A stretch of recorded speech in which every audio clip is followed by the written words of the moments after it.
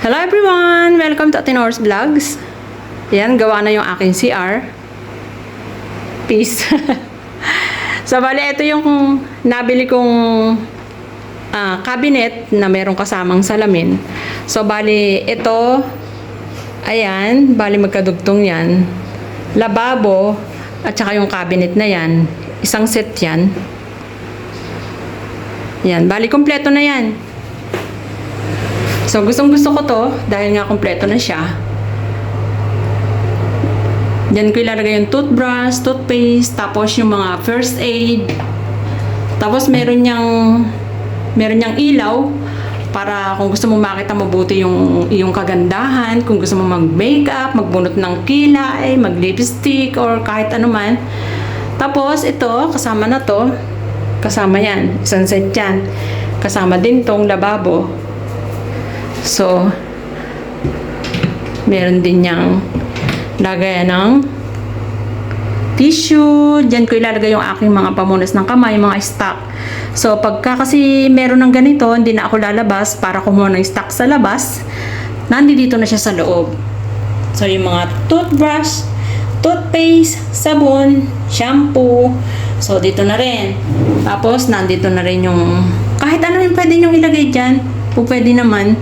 May mga pang-makeup nyo or kahit ano pang mga anik-anik nyo sa buhay.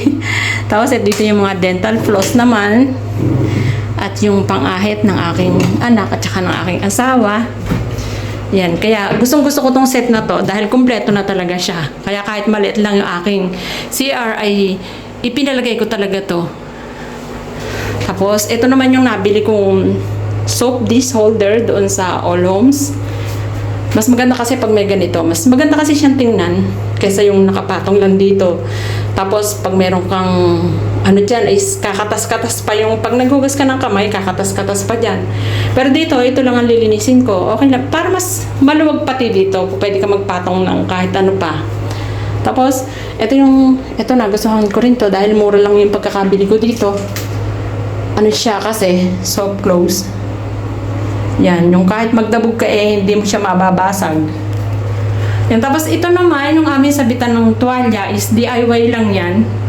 Bali, ito yung sumobra sa aming curtain rod. Ginamit na namin para mapakinabangan at saka makakatipid na rin kami. Medyo pricey kasi yan. Okay, dito naman tayo sa ipinagawa kong shower enclosure. So, nagpalagay talaga ako nito para hindi mabasa itong aking cabinet. Dahil nga kahoy ito, pag naligo, ay mababasa, madali siyang mabubulok. Dahil gusto ko nga ng may cabinet. So, kailangan kong proteksyonan itong shower enclosure. So, bali, ayan. Yung sa taas ko naman ay clear. Ito naman ay cloudy. So, hindi masyadong kita yung loob niya.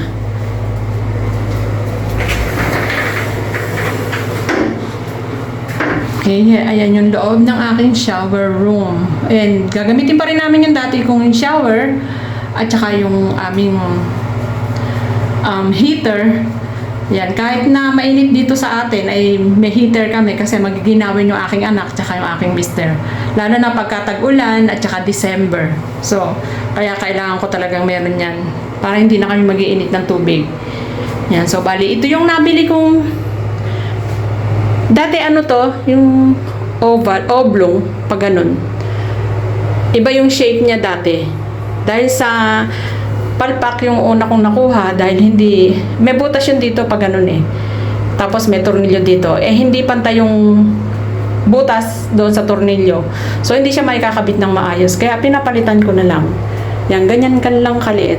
Mas gusto ko kasi yung ganito kaysa yung mga stainless na sinasabit. Kasi pagdating ng, pag tumagal-tagal siya, hindi na siya magandang tingnan. Parang kinakalawang na. Yung ganon. Ito kasi stainless yan. Stainless din to. So, mas madali itong dinisin. Kaya, ganyan yung gusto ko talagang lagayan ng mga sabon, shampoo. Yan. Ganyan lang kaliit yung aking shower room. Kasya ka naman. Kahit dalawa, kasya naman. Yan. Medyo masikip to kumpara doon sa taas. Kasi yung sa taas, malawak talaga. Doble nito yung size. Ayan. Shiny yung aking wall. Pero yung aking flooring ay, ano yan, rough yan. Hindi lang masyadong halata. Hindi yan madulas. Ayan. Sobrang cute ng pagkakagawa. Ayan lang yung kabuuan yan. Yan, tapos ganyan.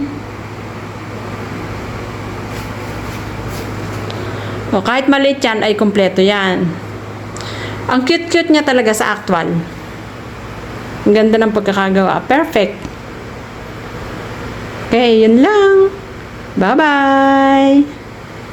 Thank you for watching. Dito maliwa-liwanag. Ayan.